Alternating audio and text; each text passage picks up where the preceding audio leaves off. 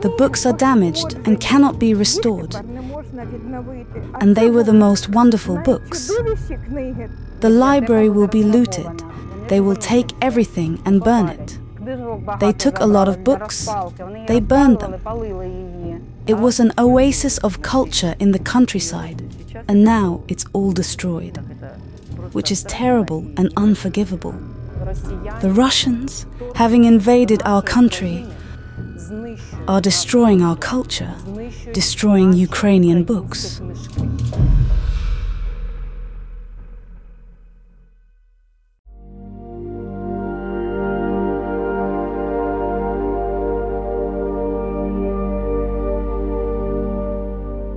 Every morning, Mrs. Tamara delivers the books herself.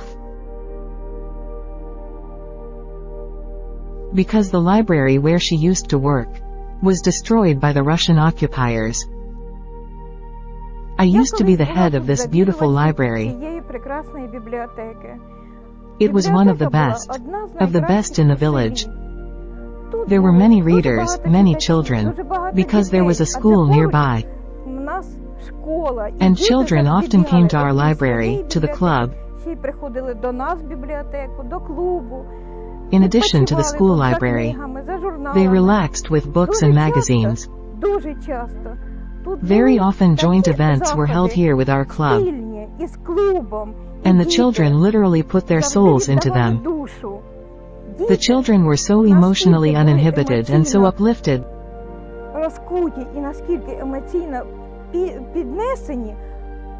that it is impossible to put into words. But suddenly, one day, it all stopped. On February 24th, without any warning, the invaders, worse than the Nazis, entered the village. They began to destroy the library, the school, the village in general, and the people. Children were the first to suffer. 2 boys were killed on the first day. Words cannot express it. I can't tell you how much my heart hurt for these children. And the shelling did not stop. The roof was damaged, windows were smashed. People, despite everything, tried to protect it somehow. People came and helped to cover the windows with film to save something. But it still did not help, because the shelling did not stop and continued every day. It was impossible to walk here. Shrapnel, cluster shells.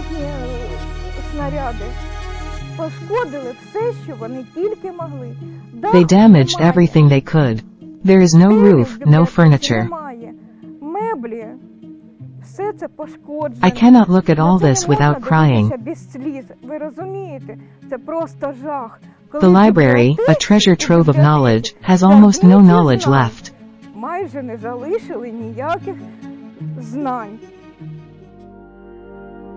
Dergachi Public Library before the full-scale invasion of the Russian army on Ukrainian soil was considered one of the best in the Kharkiv region. It was completely destroyed during the missile attack.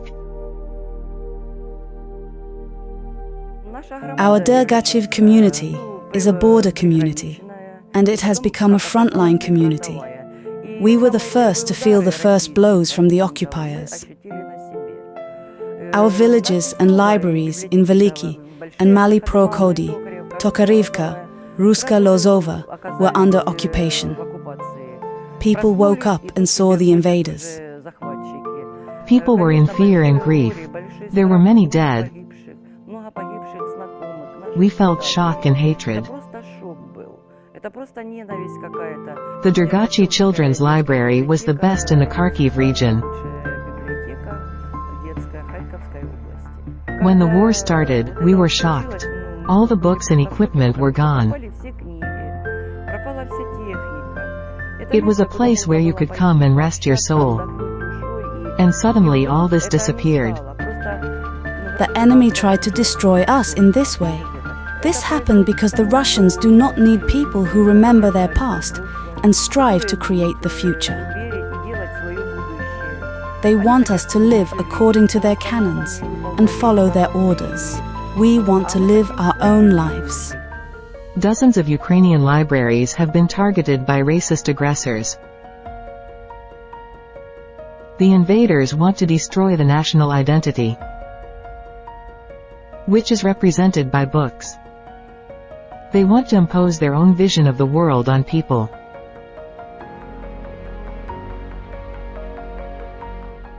Book murder is the consequence of the fact that the Russians, having invaded our country, destroying our culture, destroying Ukrainian books. Natalia Petrenko, who heads the famous Kharkiv State Scientific Library, tells the tragic story of the destruction of this center of education and culture. From the first days of the war, the library suffered significant damage. We lost almost all the windows. The roof was damaged, causing water to flood the library's collections. The heating system was also damaged. All of this has a significant impact on the condition of the library collections.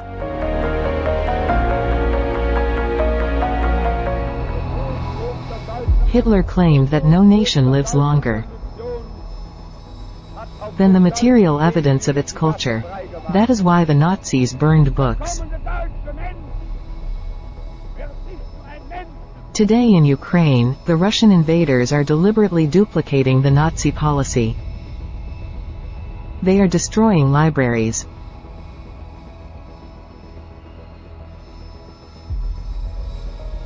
We were occupied in April.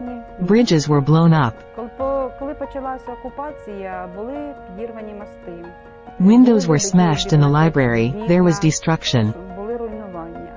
Then, when the occupiers came here, they told us, if you don't come to work, the library will be looted.